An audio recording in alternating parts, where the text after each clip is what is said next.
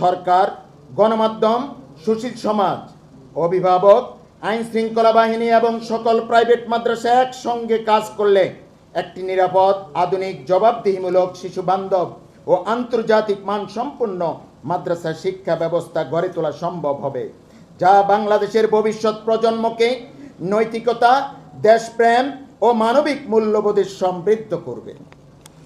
সরকারের প্রতি বাংলাদেশ প্রাইভেট মাদ্রাসা ওয়েলফেয়ার সোসাইটির আজকের সেমিনার থেকে 18 দফা দাবি। সম্মানিত সাংবাদিকবৃন্দ, বাংলাদেশের শিক্ষা ব্যবস্থার একটি গুরুত্বপূর্ণ অংশ হিসেবে প্রাইভেট মাদ্রাসাগুলোর টেকসই উন্নয়ন, নিরাপত্তা ও জবাবদিহিতা নিশ্চিত করতে আমরা সরকারের কাছে নিম্নোক্ত দাবিসমূহ পেশ করছি। 1. প্রাইভেট মাদ্রাসাসমূহকে যাচাই বাছাই পূর্বক বাংলাদেশ মাদ্রাসা শিক্ষা বোর্ডের অধীনে নিবন্ধন প্রদান করতে হবে। 2.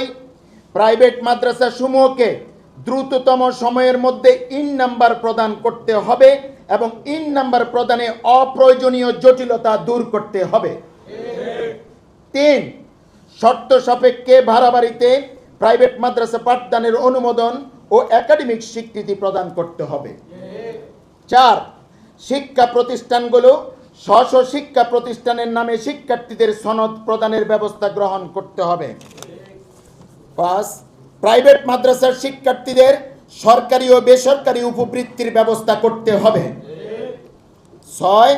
আলিয়া, কওমি, নুরানি, হিফজ সহ অন্যান্য প্রাইভেট মাদ্রাসার জন্য একটি স্বচ্ছ অভিন্ন নীতিমালা প্রণয়ন প্রকাশ করতে হবে। 7. স্থানীয় শিক্ষা অফিসারের মাধ্যমে বিভিন্ন সহযোগিতা ও সহজে বই প্রাপ্তির ব্যবস্থা করতে হবে। 8. নৈতিকতা, শিশু মনোবিজ্ঞান, আধুনিক শিক্ষা ব্যবস্থাপনা, আইনি সচেতনতা ও পেশাগত দক্ষতা বিষয়ের যথাযথ কর্তৃপক্ষের মাধ্যমে প্রাইভেট মাদ্রাসার শিক্ষকদের শিক্ষক প্রশিক্ষণ প্রদান করতে হবে। 9. প্রাইভেট মাদ্রাসার প্রতিনিধিদের বাংলাদেশ মাদ্রাসা শিক্ষা বোর্ডে মূল্যায়ন করতে হবে। 10.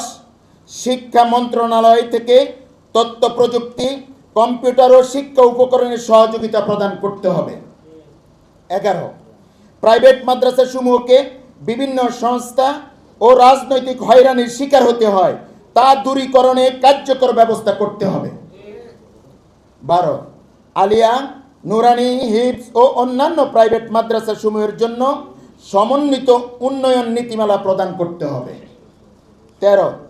কোনো ব্যক্তির অপরাধের সুষ্ঠু ও ন্যায়সঙ্গত তদন্ত ব্যতীত দায় পুরো প্রতিষ্ঠান ও শিক্ষার্থীদের উপর চাপিয়ে দিয়ে প্রতিষ্ঠান ও শিক্ষার্থীদের ক্ষতিগ্রস্ত করা যাবে না। 14. ব্যক্তির অপরাধের সুষ্ঠু তদন্তের মাধ্যমে আইনগত প্রক্রিয়া অবলম্বন করে নিরপেক্ষ ন্যায় বিচার নিশ্চিত না হওয়া পর্যন্ত প্রতিষ্ঠানের বিরুদ্ধে কোনো ধরনের প্রশাসনিক অভিযোগ নিয়ে আসা যাবে না। 15. মিথ্যা অভিযোগ, অপপ্রচার বা হয়রানির শিকার শিক্ষা প্রতিষ্ঠানগুলোর জন্য আইনগত সহায়তা কার্যকর ব্যবস্থা নিশ্চিত করতে হবে। 17. শিক্ষার মান উন্নয়ন, কারিকুলাম যুগোপযোগীকরণ, প্রযুক্তির ব্যবহার এবং দক্ষ মানব সম্পদ তৈরির জন্য গবেষণা উন্নয়নমূলক কর্মসূচি গ্রহণ করতে হবে। 18. সরকারি ও বেসরকারি সকল অংশীজনের সঙ্গে সমন্বয় করে প্রাইভেট মাদ্রাসাগুলোকে জাতীয় শিক্ষা উন্নয়নের অংশীদার হিসাবে মূল্যায়ন করতে হবে।